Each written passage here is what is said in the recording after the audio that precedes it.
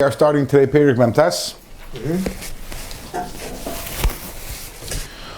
And although the Gemara says that a person shouldn't say Shmua Zu Yafa and Shmua Zu Eina Yafa, that this is this piece of Torah I like and this piece of Torah I'm not so crazy over, but I do have to admit that Perek Memtes is definitely one of my favorite prakim. It's a very beautiful Perek, and there's a meaning of Chassidim which the Rebbe mentioned once, of learning a Perek of Tanya every day before davening, to learn a Perek Tanya. Chitas. That's different. Chitas is You have Tilim, Tanya, and what's the other one? And Chumash, right? But the Tanya and Chitas is not a full Perek. Sometimes you have 7 lines or 10 lines. It's not always a full Perek. Besides for Chitas, which could be done at any time during the day, there's an Inyan before davening to go through a Perek Tanya. Yeah. So Perek Memtes is one of my favorite programs to go through before davening. It's just a beautiful, beautiful Perek. It continues a little on what we spoke about in last Perek, in Perek Memches, which is still a little brainy, a little askaladik, a little about Tzimtzumim. But it's going to move on to talking about Avos Hashem in a very moving way on how a person can arrive at Avos Hashem. So last week, last year, the Perek, we spoke about the idea of Memaleh Kol Almin and Sovev Kol Almin.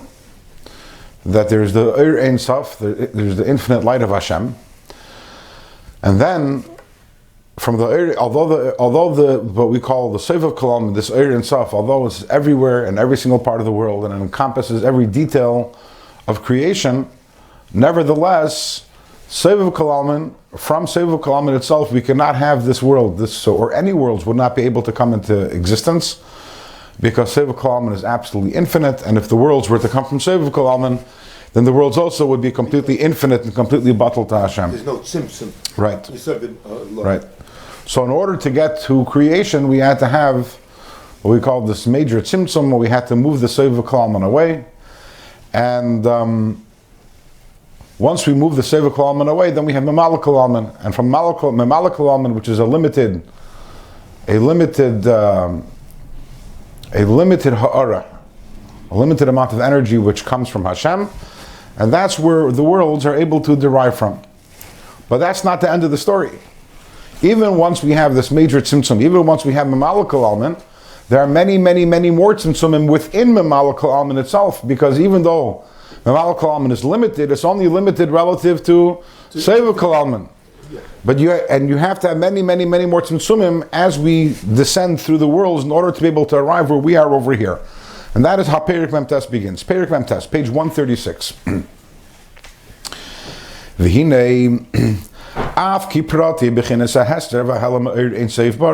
Even though that if you want to go into detail and talk about the concealments of the Eir Ein Sof, and how the light becomes more and more concealed as the worlds chain down, to the point that we arrive at this physical world. It's impossible for us to be able to relate how many tzimtzumim there are, because there's an infinite amount of tzimtzumim. That's in terms of the quantity. Before we were talking about quantity and quality. In terms of quantity, it would be impossible to count how many tzimtzumim there are. And not only that, it's not only that there are many tzimtzumim, but there are different types of tzimtzumim. There are different types of diminishment of light. In Chassidus it talks about, for example, there's one type of tzimtzum which is in a way of siluk, where the light can be removed. You have another type of tzimtzum where, to use a physical example, let's say you have light in one room, and then you have the next room over which is dark, but there's a little hole which allows a little light in. Let's call it tzimtzum in a way of a nekev, like a hole. Then there's another tzimtzum which is like a curtain. And every single tzimtzum is a different kind of tzimtzum. You have a tzimtzum that's compared to a here. Then we spoke about this last week. Just like a here comes out of the head. So the head, all the energy, the nerve center, and all the life of the person's in the head, and then comes out of here. How much chayis is in a here? So there's a tzimtzum that's called in a way of a saira, that the light that emanates is like a here compared to the energy, the chayis that's in the head. Ki yadua l'toyim me'etz hachayim, as is known to those who have tasted from the Eitz HaChaim. So Eitz HaChaim in general is a reference to Teiras HaNister. In general, we have Eitz HaChaim and Eitz HaDas. So the Torah of the Teiras HaNigla is known in general as Eitz HaDas. And Teiras HaKabbalah and Teiras HaChassidus is known as Eitz HaChaim. So for those who have tasted from the Eitz HaChaim, they are more aware of the many tzimtzumim, and again, not only many quantitatively, but also qualitatively different types of tzimtzumim. Again, for those who are familiar with Eitz HaChaim, and as you mentioned also, that Eitz HaChaim is the name of the Sefer of one of the Svarim of Chaim Vital, and many of the tzimtzumim are described in Eitz HaChaim. So the words Eitz HaChaim here actually have a double I thought he meant have a double definition. He was referring to the Sefer. So says the Alter Rebbe, even though that the amount of tzimtzumim impossible to count, and there are so many different types. However, derech klal, generally speaking, hem shloisha minei tzimtzumim atzumim klalim. We have three different types, three general types of powerful tzimtzumim, powerful contractions of the light. Why three? L'shleisha mini elam is klalim, because in general there are three different worlds, and the worlds are Bria, Yetzira, and Asiya. Even though that, as I think we spoke about this in last year, that even though Atzilus is also sometimes considered a world, but for the sake of reference over here, more learning Tanya, Atzilus is Elokus, Atzilus is godliness. So anything that's infinite there, or that's so Tzimtzum? Even if there is Tzimtzum before Atzilus, and there is, but that's all Tzimtzum within Elokus. It's all tzimtzum and making the light less, but it's all, at the end of the day, Atzilus is still a lakus. And here we're talking about the tzimtzumim to create creations, worlds that are created worlds. And created worlds, there are three, Bria, Yetzira, and Asiya, because Atzilus is not a created world, it's a realm of pure godliness. So therefore we need three tzimtzumim. One tzimtzum to be able to get to the world of Bria, another tzimtzum afterwards to be able to get to the world of Yetzira, and another tzimtzum to be able to get to the world of Asiya. Ubechol klal, that's general. There are three general tzimtzumim, but within every single one of these general tzimtzumim, yeshiribu revavis pratim, there are tens of thousands. In other words, there are millions of particular tzimtzumim. V'heim, and what are they? Shloisha ilam misbriya yitzira asiya. The three tzimtzumim are in order for there to come into existence the three worlds of Bria, Yitzira, and Asiya. Ki olam ha'atzilus, because the world of Atzilus hu elokus mamish, is godliness, is complete bittul to Hashem. There is no sense of otherness, there is no identity, there is no ego. It's completely, in the words of Kabbalah, ihu v'chayohi chad, ihu v'garmohi chad, that Hashem is absolutely one with the Oiris and the Kalim of Atzilus. In order to have the creation of the world of Bria, which that's already a created world. And what is in the world of Bria? Shehein, Neshames u'malachim elyonim. Neshames, very high neshames, and very high malachim. As we learned earlier in Perek Lametes, generally speaking, most malachim are in the world of Yetzira. However, there are malachim elyonim, they're very high malachim, who their madriga is in the world of Bria. Neshamas is referring to the malachim, or no. Or it's an entity? There's neshamas and malachim elyonim. They're neshamas of Bria. Yeah. Who neshamas would regard them? Would that be regard to who? Sorry, it has an entity, like a man, a person's name. When it comes to neshamas, so there are certain people who are talking about great tzaddikim, who even as they are here in this world, their neshamas never evolved past the world of Bria. That's a very high level of neshama. Down here, how do they come down here? As they are down here, they experience that closeness to Hashem that's experienced in the world of Bria. The truth is that the greatest of tzaddikim, like Moshe Rabbeinu, Reb Shimon Bar Yochai, etc., they have neshamas of Atzilus, which means that as they come down over here as the neshamas come down over here into this world, their neshama is still on the madrega of Atzilus, complete bittul to Hashem. In fact, the Zohar says that there are a few places in the Torah where you have a person whose name is mentioned twice, one after another. What? Like you have Avraham, Vayemer Avram, Vayemer Hineni. We have also Yaakov, Hashem calls out to Yaakov. Double. And then you have also Moshe. When Moshe appears at the sneh, so Hashem calls to him and says Moshe. And the Zohar points out that Moshe is the only time where Lei Psik Tama Begavayu, which means that all the other times when you have a person's name is said twice, once after another, if you look in the timing, there's a psik between the two. Between Avram and Avram, there's a psik. You know, sometimes you look in the Chumash and there's a straight line between two words. That's called a psik. And the psik signifies that there is Avraham as his neshama is Lamayla, and there's Avram as the neshama is here Lamata. So Avram's neshama, even though that Avram was also a neshama Datzilus and had an incredibly high neshama, but somehow, some way, the neshama was diminished before or through its entering the body. By Moshe Rabbeinu, there is no psik, there is no separation. Meaning, the Moshe's neshama down here was the way it was Lamayla, which is why he was called Moshe, Min Hamayim Mishisiu. He was pulled directly from the water. The water is a reference to the concealed state where the neshama was before it began. So Moshe Rabbeinu, as his neshama was down here, was the same as it was Lamayla. So very, very high neshamas of the greatest tzaddikim again are neshamas of Atzilus. As the neshama, that's why it says when Moshe was born, that Nismala Habayis Kuli Oira, the whole house was filled with oir, because that's how powerful the neshama was.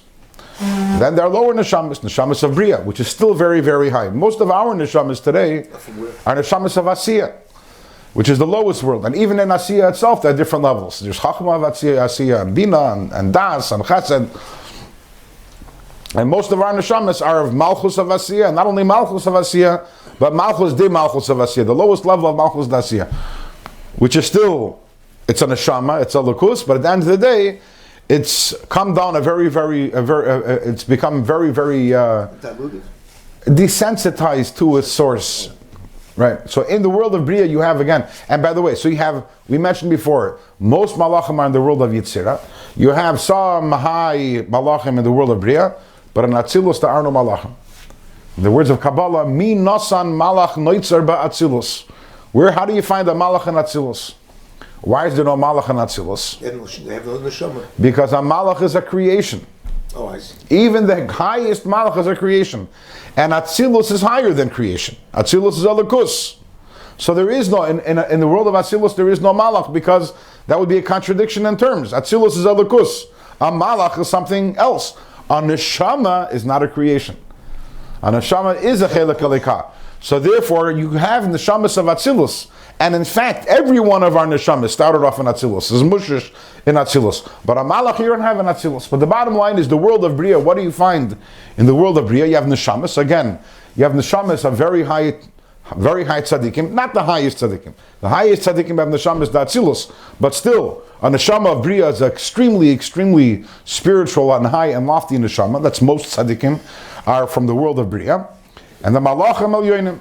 Asher Avedasum La Hashem, the service of these neshamas, the neshamas of the world of Bria, and these very high malachim, in general these are the shrafim, is bebechinas Chabad. Their service of Hashem is with intellect. HaMislabshem behem, the intellect of Atzilus, which is mislabish in them, through tzimtzumim. V'heim masigim u'mekablim behem, they are able to grasp and receive from them, from Chachma, Bina, and Das of Atzilus. So Hayitchila Tzimtzum Atzum Kanal. In order to arrive at the world of Bria, from the world of Atzilus, there had to be a tremendous contraction of the light, because ultimately Atzilus is a lukus, and to arrive at the world of Bria, even though the world of Bria is a very, very high world, very holy world, the world of Bria is also known as Gan Eden Elyon. That's the highest neshamas, but still, it's a creation. And in order to get from the world of Atzilus, which is a lukus, to the world of Bria, required a tremendous tzimtzum. V'chein, and the same thing is Bria Yitzira. To be able to get from the world of Bria to the world of Yitzira, once again, you need to have a tremendous tzimtzum. Why? Ki eir miat mis eir, because the little amount of light, hamislabish beilam habriya, that is in the world of Bria, again, little compared to the world of Atzilus, Adayin hu bebechinas ein soif, is still considered infinite, Legabi Olam HaYitzira, relative to the world of Yitzira. The light of the world of Bria would not be able to enter and enclose itself in the world of Yitzira, Ella al Yidei Tzimtzum Vehelim, only through a major contraction and concealment. And the same thing is Mi Yitzira LaAsiya. The same thing is when it comes from Yitzira to Asiya, once again, you need to have a tremendous amount of tzimtzumim.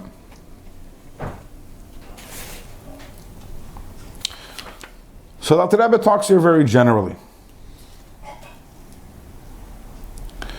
As explained elsewhere, bir shleisha tzimtzumim elu. An explanation of what these three tzimtzumim are, barichus, likari v'sechlenu hadal, in order to be able to make it approach and come near our poor seichel, our impoverished intellect. Yeah. This old library, no? Sorry? We had this this thing there, A beer of the three tzimtzumim in Tanya? No. Oh, that's guy that open. Yeah. But he doesn't explain it barichus because it's not the inyan of Tanya. It's explained in other places in the Eitz HaChaim, in Kabbalah and Chassidus, but over here, the purpose of Tanya is kikar ve'elecha davar miyoyt, so the explanation exactly of the different tzimtzumim is not the place over here. What is the point? What is the purpose of all these contractions? Is in order, ultimately, the purpose of it all is that there should be the creation of the physical human body. And thereby, to be able to have the Sitra Achra suppressed by the human being, and to cause a greater light, but a greater light that arises dafka from the darkness which is caused by all of these tzimtzumim.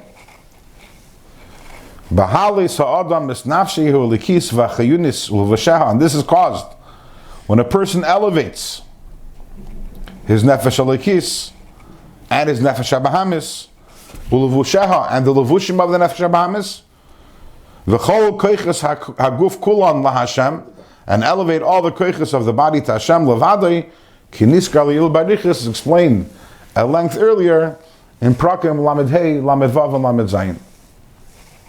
Ki zeh tachlis yishtalshalus ha'ilmas, that is the purpose. That is the purpose of all these shtalshalus, the chaining down of all the worlds and all the tzimtzumim, is the creation of the human being, the creation of the Yid, who will, through his avodah in Torah and mitzvahs, suppresses the Sitra Achra and causes an incredible light, a Yisna Ermen Achoshach, and that is accomplished through elevating one's nefesh alakis, one's nefesh abahamis, and all the levushim, the machshava, dibur, and maisa of the nefesh abahamis to Hashem.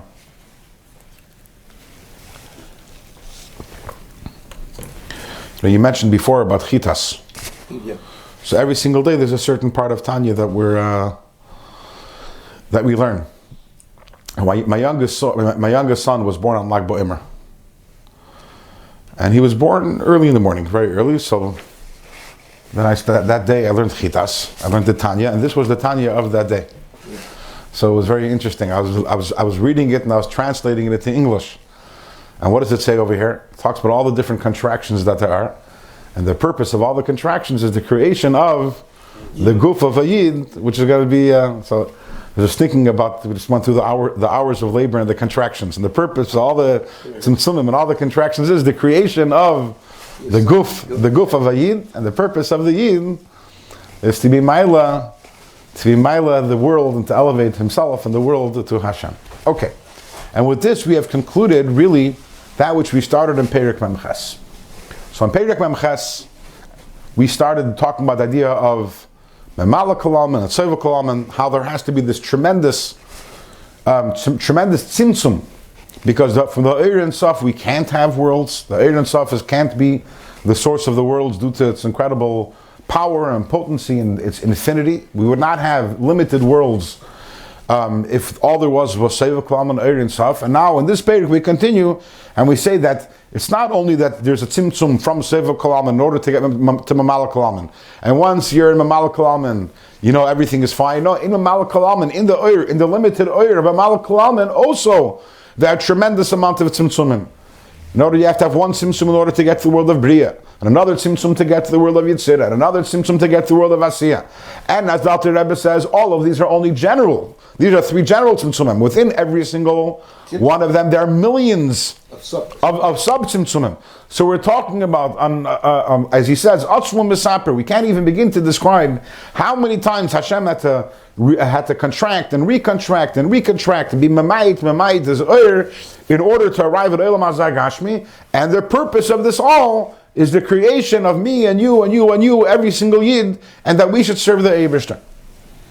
Sav Kol Salman is higher than the Oilamos? Sorry? Sav Kol Salman is higher than the 4 Oilamos? Seva Kol Almin, as discussed over here, is the world of Atzilus. So you have to have one Tzimtzum B'chlal to create Mamala Kol Almin. Now,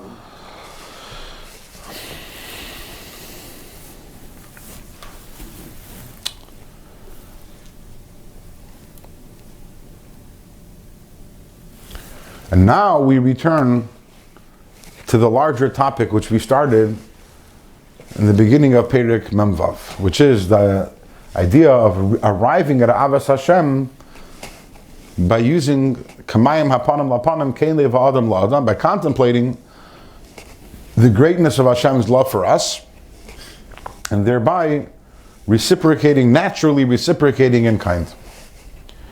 So in Perek Memhei Memvav, the Alter Rebbe said, where do we see this tremendous love for Hashem to us? In Yetzias Mitzrayim. When Hashem descended to Mitzrayim, Ervas Ha'aretz, plucked us out, and entered this incredible relationship with us, this closest of relationships with us. Asher Kedeshanu b'mitzvaysav, He married us, He brought us up to the level of the Eir and Saf. That was Perek Mem Vav. And Perek Mem Zayin, the Alter Rebbe says, that's not only an event that happened, 3,300 years ago, but that's something which reoccurs on a constant basis.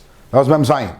Mem Ches, we started this whole talk about Memala and Seivev and Tzumim, because now the Alter Rebbe is going to say, the love for Hashem for us didn't start by Yetzias Mitzrayim. When did the love for Hashem, for Hashem start? When the world was created. When He created the world. The Eibishter went to such extent and to such effort, and all the tzimtzumim that Hashem made was what? Because of His love for us. So this is a new madrega, a new level in Kamayim Hapanim Lapanim. We have to the notion of contemplating and thinking just how much Hashem loves us. Now let's do this insight. V'hinei k'mayim hapanim lapanim.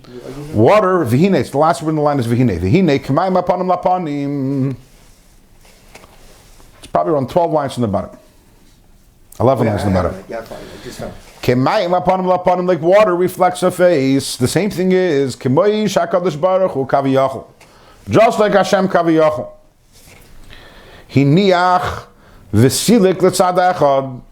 He left aside and he completely just pushed to one side. Derech mashal, es eiri agadol, habilti tachlis. He pushed aside his tremendous oir, which is ein sof, which is infinite. V'ganzoi v'histiroi, and after he pushed it aside, that itself wasn't enough. Because that was the first tzimtzum was pushing aside the Eir and Saf. But even the little Eir that remained, he also, v'ganzoi v'histiroi, he further went and hid it. V'gimel minei tzimtzumim shoinim, with 3 different kinds of tzimtzumim. By way of example. Let's say you have when you're talking about the idea of tzimtzum, many times the chassidus, the mashal that will be given for this, is a Rav and a Talmud. A teacher and a student.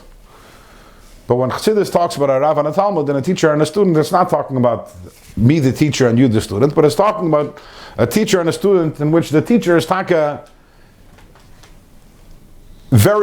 higher than the student, in terms of, not only in terms of the knowledge that he possesses, but also in terms of the wisdom and the intellectual abilities.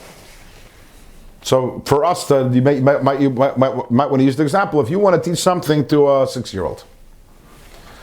So let's say you have a complicated idea. And happens all the time, by the way. I have little kids, they ask you a question. what's the stock market, for example?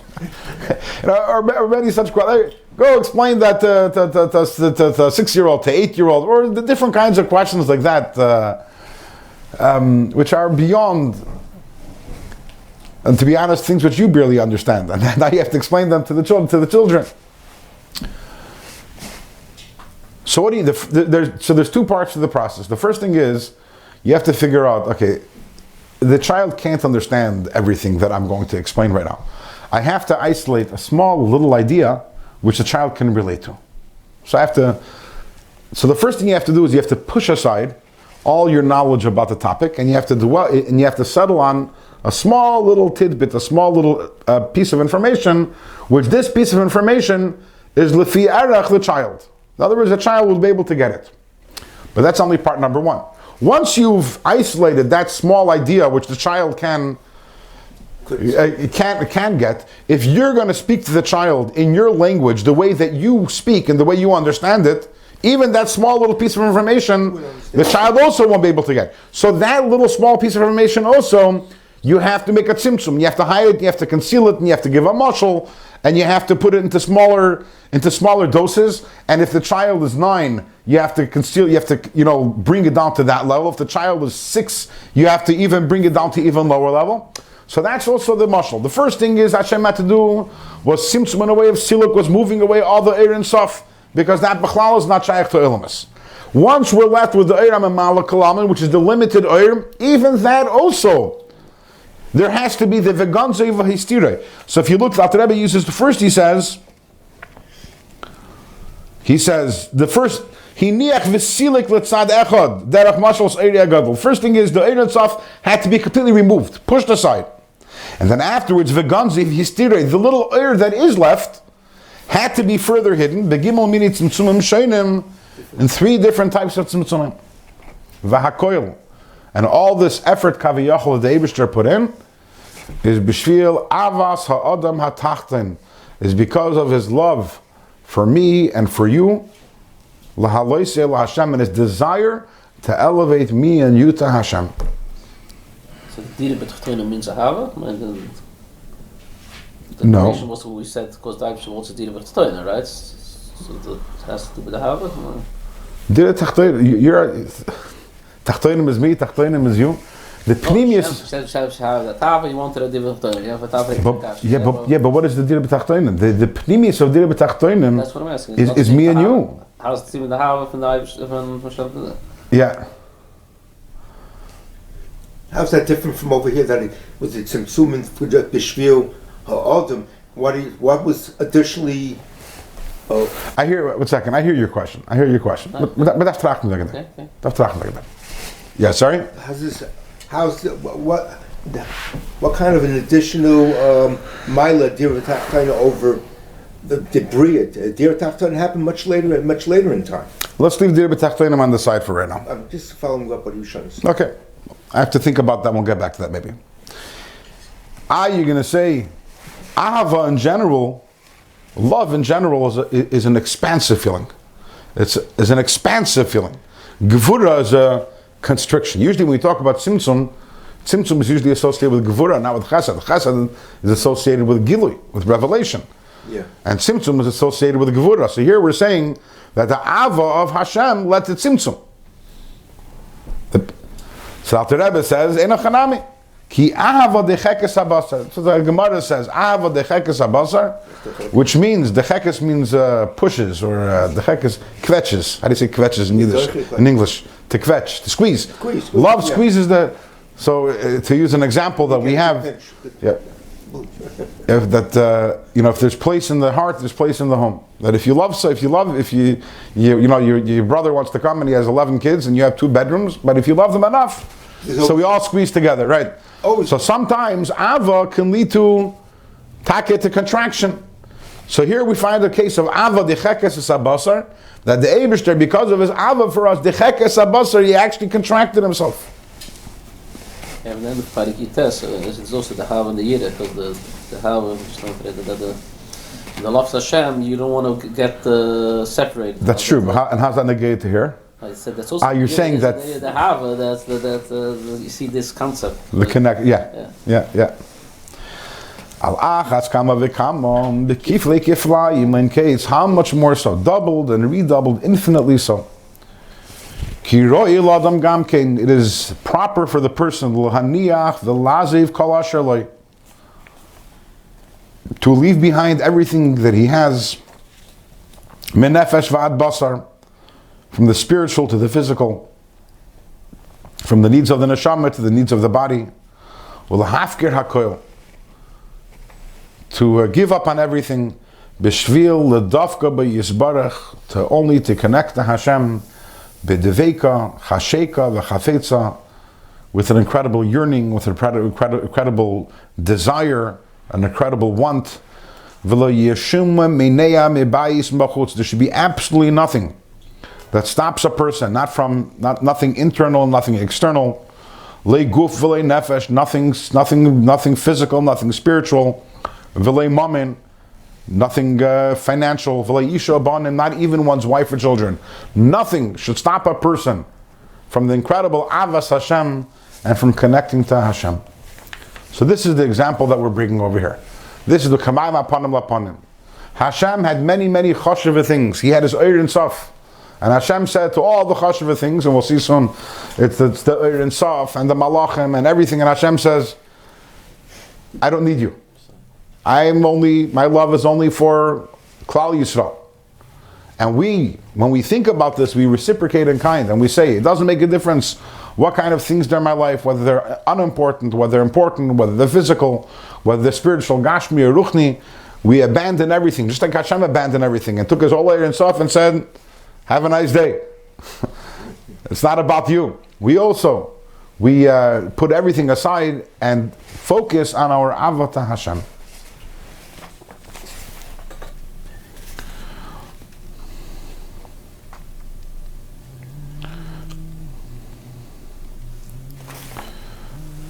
Now, when we're saying over here to leave behind the wife and the children, we don't mean that we leave behind the wife. What? If to be a little clearer, what we mean over here. We're going to be talking about the pasuk V'ahavta Hashem Elokecha b'chol levavcha v'chol nafshecha v'chol meidecha. We'll be talking about that soon in this perek. B'chol nafshecha means with all your life, and on this Chazal say that afilu hu neitel es nafshecha, that we love Hashem to the extent that even if we have to give up our life for Hashem, we're ready to do so. Does that mean that we are wanting to give up our lives for Hashem? No. The Eibishter, He wants us to live. Achai b'hem. Eibishter wants us to live.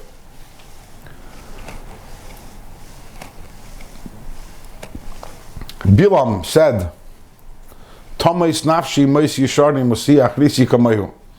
Bilam said, I want to die like a tzaddik. I want to die al Mesiras saying al kiddush Hashem. They say it's easy to die for Hashem. It's much harder to live for Hashem. Hashem doesn't, Baruch Hashem. There were generations where Yidden were asked to give up their lives for Hashem, but Baruch Hashem, we don't live in that generation. And the Eibishter doesn't want us to give our life for Him, obviously, because He put us again. Besides for very isolated incidents and the Rahman al-Islam, that has to happen. So b'chol nafshecha means that we love the Eibishter. We say b'chol Hashem Elokecha b'chol levavcha b'chol nafshecha. B'chol nafshecha means I love Hashem more than life, which doesn't mean that I don't live. We have to take care of our life. We have to take care of our health. But ultimately, why do we take care of our life and why do we take care of our health? Because Hashem told us to. Our love for Hashem is more than our love for our life. V'harai, and the proof is that if the day comes and Hashem says, and today I want you to give up my life for me, a Yid says, Beseder. The same thing is when it comes to one's wife and one's children. Al pi Torah, one has to take care of their wife. Al pi Torah, one has to take care of the children. Al pi Torah, one has to love their wife. Al pi Torah, one has to love their children. And you're not supposed to give away all your money and say, I'm giving it all to tzedakah because I love Hashem so much and I don't care about myself and I don't care about my mishpacha. That's not inyan al pi Torah. But at the same time, our love for Hashem is greater than our love for our wife and our children. And the reason why, and ultimately the way a Yid is, that the reason why you take care of your wife and your children is because Hashem told you to. And if Hashem comes and tells you, I want you, kachnas binchas yichidcha sherhavtas Yitzchak, I want you to take your child, I want you to bring him as a carbon. So as a Yid, we say that. Hineni. Why? Because ultimately our love for Hashem is greater than our love for everything. And that's the point over here. That a Yid has to reach a level where his love for Hashem is not exceeded by anything. And to the contrary, there's nothing that gets in the way in the love, because the love for Hashem is greater than the love that Yid has for anything else. So the Rambam said it's a love which a whole day, the Shir Hashirim kind of love, where a whole day your heart is just ablaze with love for Hashem. And where does that come from? By contemplating how much Hashem loves us, and how Hashem also put everything aside in order to be able to create us because of His love for us. I was talking about the Akedah. It's interesting that there's a Sikha from the Frierdiker Rebbe where he says that it was very difficult for Avraham Avinu to do the Akedah. We think, Avram said to Hashem, that Avram said, you want me to kill Yitzchak? Bring him as a carbon? Say that, no problem. I love you. What do I care? Bring him as a carbon with a great simcha. No, the Medrash says that Avram was crying. He was crying. Why? Because it's his son. And he loved the son. And moreover, Frierdiker Rebbe says a very interesting idea. If it wouldn't have been difficult for Avram to be makriv of his son as a carbon, it wouldn't have been on the soyin. So in order for it to have been on the soyin, it had to have been difficult. The whole point was Hashem wasn't telling him to do something that would have been easy for him. No, Avram loved Yitzchak, and he didn't want to do it. Every part of his being rebelled against it. And from Desvek, because his love for Hashem was even greater, he did it. And not only he did it b'zrizus. And he did it with a simcha, despite the pain. But that brings out the Nakud over here, that on the one hand, yes, Al Pi Torah, we have our own lives, and we have to take care of our own lives. And Al Pi Torah, we have our family, we have to take care of our family. And Al Pi Torah, we have to make a living. And Al Pi Torah, all these things. But at the same time, our love for Hashem has to be beyond our love for all these things. Inside, 2 lines from the bottom. With this will understand, Tuftam Vadas, a good understanding and a good reason. L'takanas Chachamim, Shetiknu Birchas Kriyishma, while Chacham were Misaki Birchas Kriyishma, Shtayim Lefaneha Chulu, 2 brachas before Kriyishma. The L'choira Ein Lam Shaychus Klalam Kriyishma, the L'choira they have no Shaychus with Kriyishma. So what's interesting is you have the brachas before Kriyishma, you have the brachas after Kriyishma. The Alter Rebbe only asks about the brachas before Kriyishma. He doesn't mention the brachas afterwards. Why? Because the brachas afterwards, we know why they're connected to Kriyishma. We already learned that in Perek Mem Zayin, that the brachas after Kriyishma talk about Yetzias Mitzrayim, and since the essential idea of Kriyishma is Yetzias Mitzrayim, so therefore the brachas afterwards, they follow very much the theme of Kriyishma, which is the concept of Yetzias Mitzrayim. But the brachas beforehand, what connection do they have? The bracha about Yitzrer V'Archeshach and the Malachim and Avasolim, what does that have to do with Kriyishma? Kameshakasav HaRashba, V'Shar Poskim, as the Rashba and the other Poskim write. The Rashba Taka writes that the brachas of Kriyishma are not like a normal bracha that we have on a mitzvah. They're not really connected. Therefore, the Rashba Paskins, and it's brought on the Beis Yosef and the Rechaim, that if a person said Kriyishma without the brachas, you woke up in the morning, you said Kriyishma, so you still are mechuyev to say the brachas of Kriyishma. Now we know, al pi halacha, that if you did a mitzvah and you didn't make a bracha, you can't make the bracha afterwards. Let's say on Sukkot in the morning you wake up and you shake the lulav. Can you make the bracha afterwards? No, because a bracha has to be made over lasiyasa. Every bracha has to be made before the mitzvah is done. So if the brachas of Kriyishma are the brachas on Kriyishma, so the moment that you said Kriyishma, you shouldn't be able to say the brachas anymore. Says the Rashba, no. Why? Because brachas Kriyishma they're a separate inyan. If they're a separate inyan, why are they called brachas Kriyishma? Why are the Chacham misakin that these brachas should be said right before Kriyishma if essentially they're a separate nekuda? The lama kodawes in brachas Kriyishma. Why are the brachas called brachas Kriyishma? What's the connection? V'lama tiknu eis on the faneha dafka. Why are the Chacham misakin to say dafka before Kriyishma? Elam b'shum, but rather it's because she'ikar kriyishma, the main mitzvah kriyishma is l'kayim b'chol levavcha chulu b'shnei yitzir b'chol levavcha. The climax of kriyishma, the where we're trying to get to in kriyishma, is v'yahaftas Hashem alikecha as a madriga of avas Hashem. The essence of kriyishma is to arrive that when you say v'hafta, you have v'hafta, you're feeling avat Hashem, and not stam. B'shnei yitzrecha, b'chol levavcha. Chazal say, what does it mean to love Hashem with all your heart? B'shnei yitzrecha. How you love with the, what does that mean? Yeah. What does that mean? The hainu lamid neged kol minei avas Hashem, to stand strong against anything that distracts a person from avas Hashem. So what is ulavavcha? Where is a person's heart naturally? Heino ishav yiladeh, as a person's wife and a person's children. Shalavavi shaladam kshuda ben betivai, that by nature a person's heart is drawn after his wife and children. K'misha Amar Razal, as the Gemara says in Masechta Shabbos, al pasuk hu amar vayehi. There's a pasuk hu amar vayehi. We say in davening hu amar vayehi hu tziva vayamid. So the Gemara says, what does this mean? Hu amar, Hashem said vayehi, and it was. Hu tziva, he commanded vayamid, and it stood in that way. So the Gemara says, hu amar vayehi zu isha. Hashem said, and it was, that is the wife. In other words, the fact that a person naturally loves his wife, it's not rational. For many who are married, they can attest to that. It's not. Why do you need a wife? Why can't you live by yourself and do what you want and when you want? But the Eibishter made that know that there's a person, whether it's a wife or vice versa, whether it's a husband, that sometimes that person gets on your nerves and sometimes that person annoys you. And but from deswegen, who Amar Hashem said vayeh, the Eibishter commanded that a person should naturally feel a love towards his wife.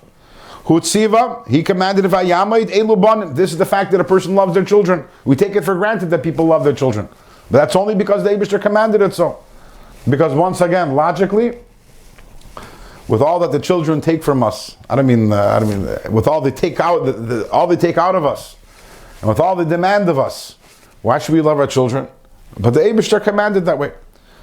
So b'chol levavcha, when it says v'yahaftas Hashem alikecha b'chol levavcha, what does it mean?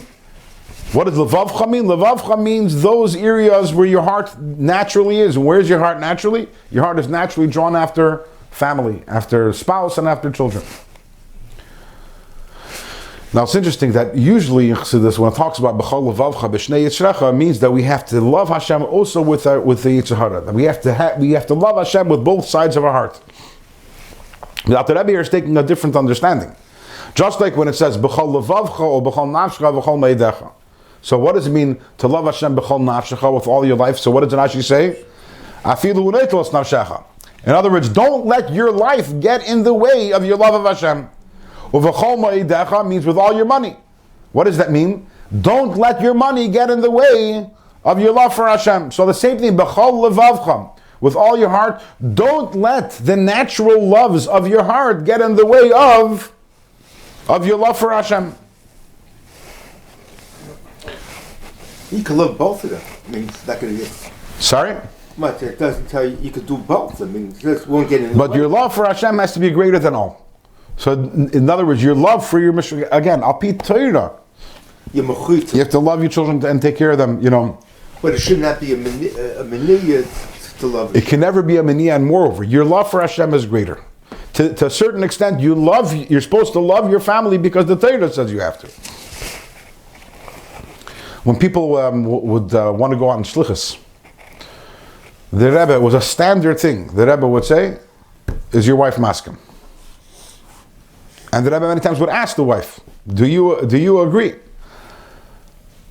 Even if the husband wasn't asking, if the wife said, "Absolutely not, I'm not going."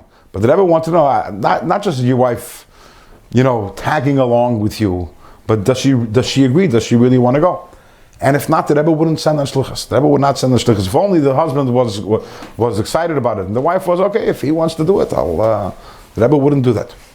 In other words, al pi Torah, you have to be mischashiv. You have to reckon with the wishes of the mishpacha. And here, what do you mean? The Rebbe wants me to go on shlichus. I should listen to my wife. Yes, listen to your wife. Torah tells you that you have to make sure that the wife is happy. Again, not chas v'shalom to go against Torah. You have to make sure the wife is happy. You have to make the children are happy. But ultimately, it's not because the wife and children are more important than Hashem. Hashem is the most important thing. Alama, Hashem tells you also you have to take care of the mishpacha. And the same thing with money. Why do I keep all my money? Why don't I give it away to tzedakah? Is it because supporting myself is more important? No, because Hashem says in Torah that al yivaziv is yeser b'choimish, that don't give away more than a choimish. Yeah. So b'chal levavcha means you have to love Hashem and not to be distracted by your other loves. Your focus should always be your love for Hashem. The other love should not get in the way of that love. V'nafshecha u'mo'idcha, you have to love Hashem b'chal nafshecha, b'chal me'idecha, k'mashmoi, that's simple meaning.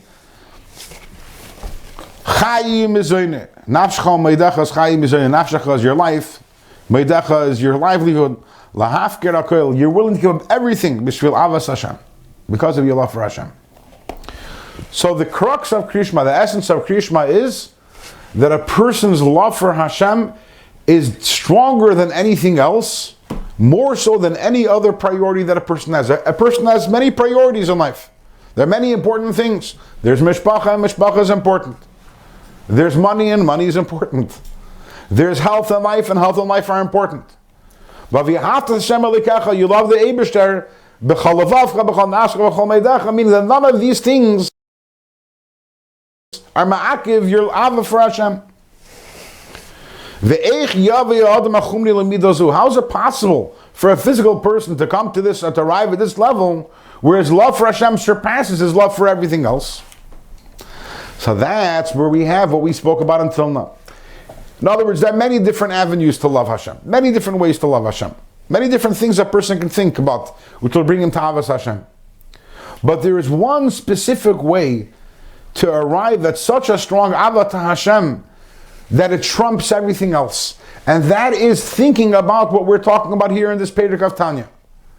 The just like Hashem Hiniach, Vesilik, all the other important things, the Eir Insaf, and the world of Atzilos, and the world of Bria, and the world of Yitzhira, these are all great and important. But Hashem says all of them, that's not you. There's something much more important than you. There's something I love much more than you, which is every person who's a son or a daughter of Avraham, Yitzchak, Yaakov, Sarah, Rivka, Rachel, Valeah.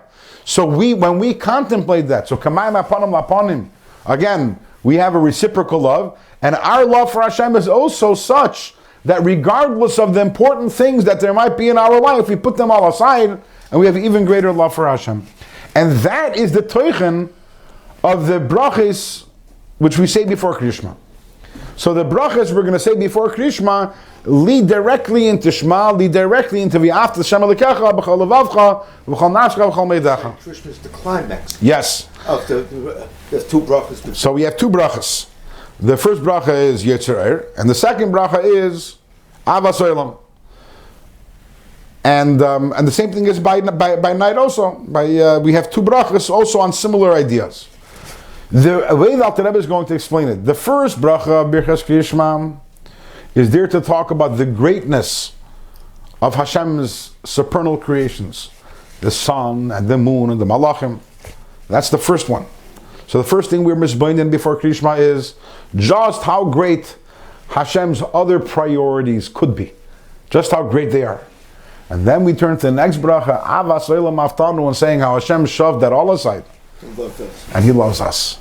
And that leads us directly into Shema. When we turn to the Eibishter and we say, V'yafta, the same thing Eibishter. I reciprocate that love. Regardless of anything important going on in my life, I put it all aside, and I love you more than anything. Let's do this inside. Lakach Sidru Tchila, therefore, the Chachamim were Mesader. The first thing they were Mesader was Birchas Yetzer Eir. V'sham, and over there, what do we do? What do we say in the bracha of Yetzer Eir? There, Nemar, we say V'nishna Ba'arichos, and we repeat at length. In v'seder ha'malachim, we talk about the malachim, ha'imdim berum olam, malachim who stand at the highest place of the world. L'hidiyah agdulasi shel HaKadosh Baruch Hu, and thereby we talk about the greatness of Hashem. How all of these supernal creations, the Malachim, are absolutely bottled to the Eibishter's and they have this tremendous awe for Hashem, this tremendous yirah for Hashem. You look at the words over there, and you just think how nothing we are compared to these Malachim. And he set it aside. Right? The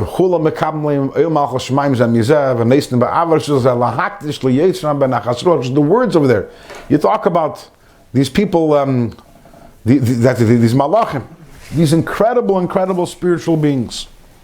And with tremendous awe and trembling, they say Kadosh.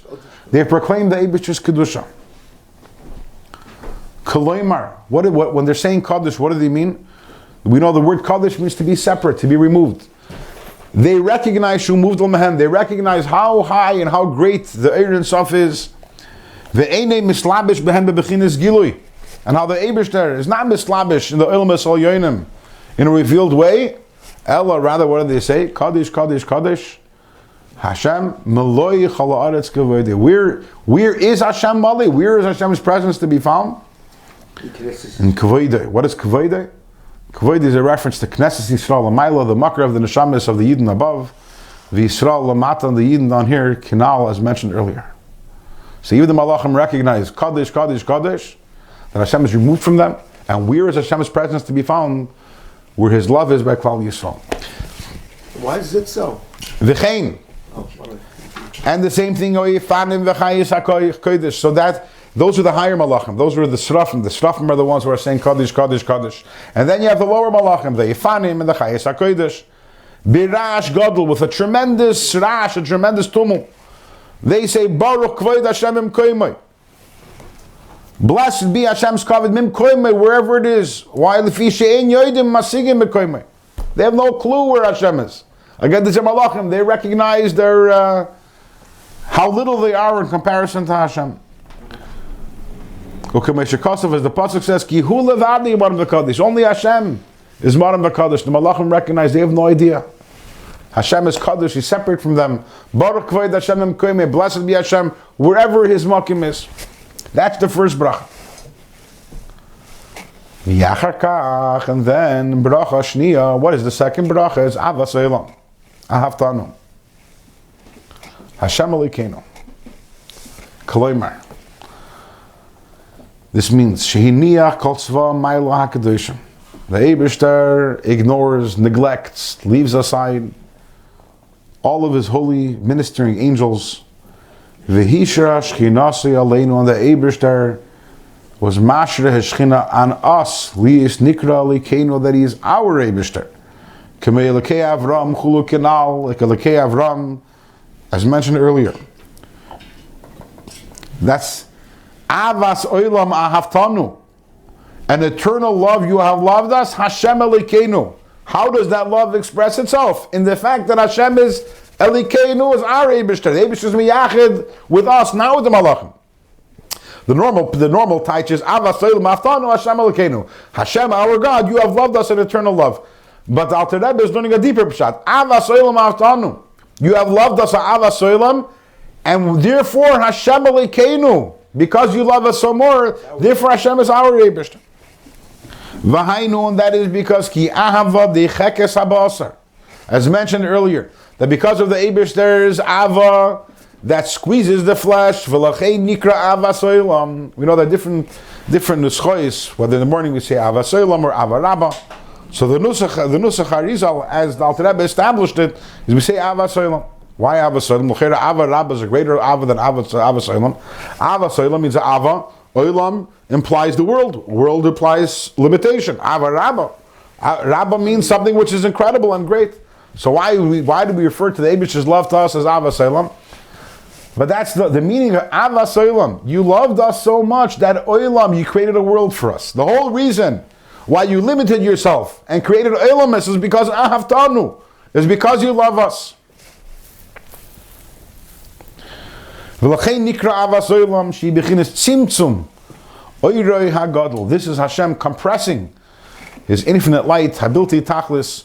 Lishlabish b'bechinas gvul. And Hashem enters the realm of the limited hanikra olam, that which is called the world. And why? Bavur ahavas Amma Yisrael. All because of the love that He has for Amma Yisrael. Kedei lekarvam a love, in order to bring us close to Him. Likolel bichudei v'achdusi yisbarach, so that we could be subsumed in Hashem's yichud and in Hashem's achdus. So this happened by Matan Torah. Why didn't this happen when the world was created to begin with?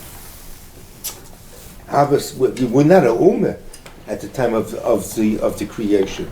We became an ummah by Matan Torah, but the whole which was a consequence, of the Tzias Mitzrayim. But we know that Vayi'erev Vayibeker Yom Hashishi, that the whole purpose of the creation of the world was the Yom Hashishi, was when Yidden were Mekabel the Torah, and if not for that, the whole world would have returned to nothingness. So then you have a larger question, which is, then why waste 2,500 years in the beginning? That's a fair question.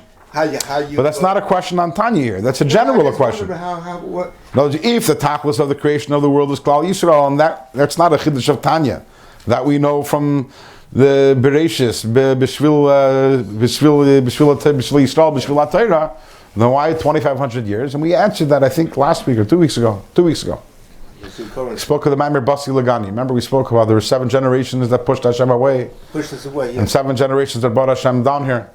It took 2,500 years to set the stage of a world which is so dark, in which now Klal Yisrael can enter and start doing their Avodah of being Mevar the whole world. That was a prerequisite of becoming an Ummah. In other words, that could have not happened by day one in the creation, when Adam Arishan was created. Correct. But really, this is the question that Rashi asked in the first Rashi. Why b'chal does the Torah even start Bereshis? Start Achid Zalachem. What's this waste of all this time and the space? And this is what we continue in the bracha. We say Avas El Maftanu Hashem. You loved us. A great love, v'yisera, and more than. What does it mean more than? More than what? We haven't discussed anything up until this point that now we should say and more than. Pirush Yisera. The meaning of more than is Yisera al kirvas alikim shebechol tzva ma'ila, more so than the closeness of Hashem, which is experienced by all the hosts of heaven. So this is a new. We're going to stop over here. In other words, Uvan of the Charta begins with a new beautiful idea, which we'll start on next week. But this is a whole new area of Kamam Hapanim Lapanim. Till now, we're saying, there's Hashem. He came down and He loved us. That's great. That was the first idea of Kamam Hapanim Lapanim. We were in Mitzrayim. We were so lowly, and Hashem comes like a king that goes to the garbage dump and He pulls out the beggar and He brings him close to Him, and that itself is a thought, and He's voiding us, which brings to great Avat Hashem. What we're adding over here is a whole new Nekuda. It's not only that Hashem one day said, there's those lowly people, let me bring them close to me, which itself is amazing. But actually, in order to be able to bring about the world, the Eibishter has to, and in order to be able to have a relationship with us, the Eibishter has to push so much aside. Push aside the Eir itself, push aside the Malachim. All these wonderful, important, great, spiritual, holy entities, the Eibishter says, not you, not you, not you, not you, till the Eibishter arrives at his goal, which is Klal Yisrael. And the same thing is, this brings us to Avat Hashem in the same way. We have many, many priorities in our life, and there are many important things in our life. There are many things that can get in the way of our Avat Hashem, many things that can distract us. In other words, you're supposed to love your wife and your children and everything, but there never can be a distraction from the greatest love, which is the love to Hashem, and the fact that a person is able to make that, regardless of what there is in life, that their Avas Hashem is greater and more important and more intense and more powerful than them all, that comes to this is Beinunus, which also plays itself out in the Birchas Krishma, where we talk about the Malachim, and then how the Eibishter, despite the fact that there's all these tremendous spiritual creations, the Eibishter loves Dafka us. We mamshich Mir Hashem next year.